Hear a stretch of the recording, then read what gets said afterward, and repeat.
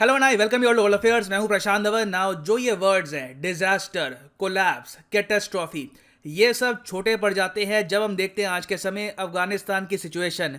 क्योंकि जिस तरीके से तालिबान ने यहाँ पर पूरा देश कब्जा लिया है और अफगान डिफेंस फोर्सेस की बहुत ही बुरी तरीके से हार हुई है, सारा ब्लेम आज के समय जा रहा है जो बाइडन पर। यूएसए के फॉर्मर प्रेसिडेंट डोनाल्ड ट्रंप ने ओपनली जो बाइडन को यह कहा है कि जिस तरीके से आपने अफगानिस्तान का क्राइसिस हैंडल किया है, यू शुड रिजाइन। मैं तुम्हारी जगह होता अब तक तो मुझको फिर से इम्पीच कर देते, मेरे खिलाफ प्रोटेस्ट हो रहे होते। नाउ इवन दो जो बाइडन के अगेंस्ट कुछ तो प्रोटेस्ट हो रहे हैं, जो अफगान रहते हैं यूएसए में, वो व्हाइट हाउस के सामने प्रोटेस्ट कर रहे हैं कि अमेरिका ने हमको धोखा दिया है, अमेरिका बिट्रेड अस। मगर आई थिंक ये बात हम सब एडमिट करते हैं कि अगर जो भी आज के समय हो रहा है ये डोनाल्ड ट्रंप के अंडर हुआ होता तो इनको बहुत ही ज्यादा क्रिटिसाइज किया जाता, कई गुना ज्यादा क्रिटिसिज्म इनको झेलना पड़ता कंपेयर टू जो बाइडन। मगर मैं यहाँ पे ये बोलूंगा कि जो बाइडन और ट्रंप में एक फंडामेंटल डिफरेंस ये है कि बाइडन एक टाइम पे आकर अपनी गलती मान जाते हैं, ट्रंप ने अपनी बहुत सारी गलतियां कभी स्वीकार ही नहीं करी।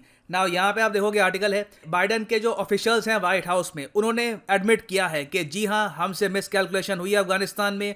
हमको उम्मीद नहीं थी कि 15 अगस्त में ही यहाँ पर तालिबान काबुल में चला जाएगा और all together Afghan military surrender कर देगी कंप्लीटली और अशरफ गनी को अपना देश छोड़ के भागना पड़ेगा फॉर सेफ्टी। और ये topic by the way USA में बहुत ज़्यादा डिस्कस किया जा रहा है। अमेरिकन जेन्युइनली यहाँ पर सोच रहे हैं कि जिस अफगान आर्मी को हमने 20 साल तक ट्रेन किया, इसका सफाया विद इन 15 डेज हो गया। इतना बड़ा ब्लंडर हम कैसे यहाँ पर कर सकते हैं। और अब तो देखो सिचुएशन और ख़राब हो रही है। जो आसपास के देश है ये अफगान मिलिट्री के जो एयरक्राफ्ट है इनको भी शूट डाउन कर रहे हैं। हाल ही में अफगान मिलिट्री का एयरक्राफ्ट शूट डाउन कर दिया है उज्बेकिस्तान ने। यहाँ पे आपको बताऊंगा हुआ क्या है, मगर पहले आपसे एक क्वेश्चन पूछूंगा। सिंस हम यहाँ पे बात करने वाले हैं उज्बेकिस्तान की, और उज्बेकिस्तान अपनी ज्योग्राफी की वजह से एक बहुत ही स्पेशल देश है। ये है एक डबल लैंडलॉक्ड देश। दुनिया में आप अगर देखो तो सिर्फ दो देश हैं जो है डबल लैंडलॉक्ड, एक तो है उज्बेकिस्तान। आपको बताना है कि दूसरा डबल लैंडलॉक्ड देश कौन सा है, ऑस्ट्रिया, लिechtenstein, मंगोलिया या फिर कजाकिस्तान। कमेंट सेक्शन में आंसर करो, सही आंसर मैं आपको दूंगा वीडियो के अंत में। ना अफगानिस्तान की मिलिट्री की अगर हम बात करें तो ये लोग आज के समय बस भाग रहे हैं, क्योंकि इनको पता है कि जो इनका सेंट्रल कमांड है ये कोलैप्स कर चुका है। अशरफ गनी भाग चुके हैं, जो वाइस प्रेसिडेंट थे यहाँ पर अमरुल्लाह सालेह ये भाग चुके हैं। अब रिसेंट रिपोर्ट यही बताती हैं कि ये लोग पहले तजिकिस्तान भागे थे, अब चले गए हैं यहाँ से ओमान, और अब ओमान से जाएंगे यूएसए इनको यहाँ पर शरण देगा। और अब क्या हो रहा है कि जो सोल्जर्स थे अफगान नेशनल आर्मी में या फिर इनकी एयरफोर्स में, ये भाग रहे हैं या तो तजिकिस्तान में या फिर उज्बेकिस्तान में। मगर इनका अफगानिस्तान से निकलना भी बहुत ही मुश्किल है, क्योंकि तालिबान ने इनको हर तरफ से घेर लिया। अब अगर आज के समय देखो, ये है अफगानिस्तान का मैप, यही वो एरिया है जहां पर अफगानिस्तान की आर्मी आप कह सकते हैं कुछ थोड़ा बहुत रेजिस्टेंस दिखा रही है।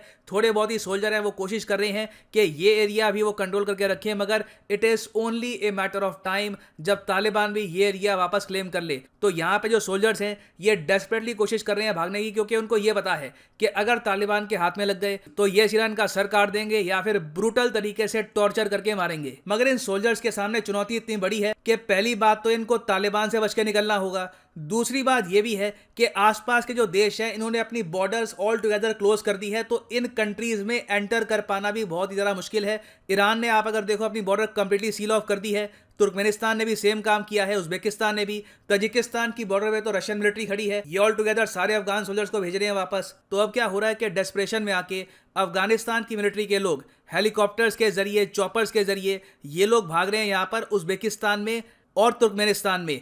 और जिन सोल्जर्स को उज्बेकिस्तान में जाना है उनको तो देखो एयरक्राफ्ट यूज़ करना ही होगा, क्योंकि उज्बेकिस्तान और अफगानिस्तान के बीच में एक रिवर है। रिवर मैं अभी आपको मैप पे दिखाऊंगा, मगर यहाँ पे आप देख पाओगे ये है दारिया रिवर, अमू दारिया रिवर। ये यहाँ पर बहती है बिटवीन उज्बेकिस्तान और अफगानिस्तान। ये आप कह सकते हैं एक बाउंड्री बनाती है दोनों कंट्रीज के बीच में।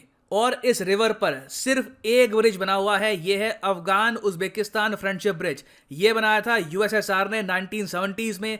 तब से लेकर अब तक ये अकेला कनेक्टिंग पॉइंट है बिटवीन अफगानिस्तान और उज्बेकिस्तान। और ये ब्रिज भी उज्बेकिस्तान ने बंद कर दिया है, क्योंकि ये नहीं चाहते कि तालिबान के आतंकवादी इस ब्रिज का यूज करके उज्बेकिस्तान में भी उन्माद मचाए। सो यहाँ पे आप देख पाओगे ये है अमू दारिया रिवर बिटवीन उज्बेकिस्तान और अफगानिस्तान। अब ये रिवर क्रॉस आप कर नहीं पा रहे तो ऑब्वियस सी बात है एयरक्राफ्ट का ही ये लोग यूज़ करेंगे, सीधा यहाँ पर काबुल या काबुल के आसपास के एरिया से फ्लाई करके उज्बेकिस्तान में पहुँचने के लिए। मगर उज़्बेकिस्तान की जो मिलिट्री है ये भी अलर्ट हो चुकी है। सिंस इतने सारे एयरक्राफ्ट लैंड कर रहे हैं अफगानिस्तान से उज़्बेकिस्तान में, अब इन्होंने पॉलिसी ये बनाई है कि जो भी एयरक्राफ्ट दिखे शूट इट डाउन। और अभी यहाँ पर यही हुआ है। यहाँ पर आप देख पाओगे आर्टिकल है, जो अफगान मिलिट्री का जेट था जो उड़ रहा था उज़्बेकिस्तान से, इसको शॉट डाउन कर दिया गया है उज़्बेकिस्तान एयर डिफेंसेस द्वारा। ये बात उज़्बेकिस्तान ने कंफर्म कर दी है और इन्होंने यहाँ पर क्लियरली स्टेट किया है कि कोई भी अफगान जेट एयरक्राफ्ट हमारे एयर स्पेस में आया, और अब देखो इंटरनेशनल लॉ के हिसाब से भी उज़्बेकिस्तान ने यहाँ पर जो भी किया है बिल्कुल ठीक है। बिना किसी वार्निंग के, बिना किसी अनाउंसमेंट के कोई मिलिट्री जेट आपके एयर स्पेस को वायलेट करता है तो यहाँ पे उज़्बेकिस्तान के जो एयर डिफेंसेस हैं इनके पास पूरा हक है कि इस एयरक्राफ्ट को ये शूट डाउन कर दे। तो इसलिए दुनिया भर में आज के समय लोग कह रहे हैं कि अफगान नेशनल आर्मी, ना सिर्फ अफगान नेशनल आर्मी, यूएस भी मैं कहूँगा बहुत बड़ी ह्यूमिलिएशन फेस कर रहा है, क्योंकि अफगान नेशनल आर्मी अपने देश में हारी, अपने देश से बाहर इनके सोल्जर्स भागे, फिर आसपास के जो कंट्रीज हैं ये इनके सोल्जर्स को पकड़ के वापस भेज देते हैं अफगानिस्तान में, या फिर जो इनका एयरक्राफ्ट कहीं भी उड़ता हुआ दिखाई देता है उसको भी शूट डाउन कर रहे हैं। 3 लाख सोल्जर्स की आर्मी छोटी नहीं होती। मगर बात यहीं पर आती है प्रोफेशनलिज्म की।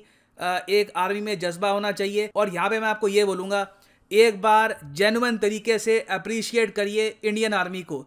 हमारे देश के सामने बड़े चैलेंजेस हैं, चाइना जैसा बड़ा देश हमारे सामने खड़ा है, फिर पाकिस्तान अलग चैलेंजेस लेके आता है आतंकवाद के साथ, मगर फिर भी Indian army has protected India.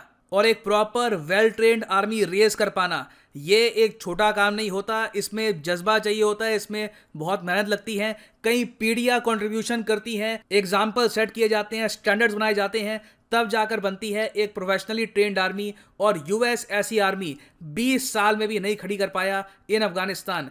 ये देखकर हमको जेन्युइनली यहाँ पे अप्रिशिएट करना चाहिए हमारी खुद की आर्मी को, which has protected India in the last 75 years.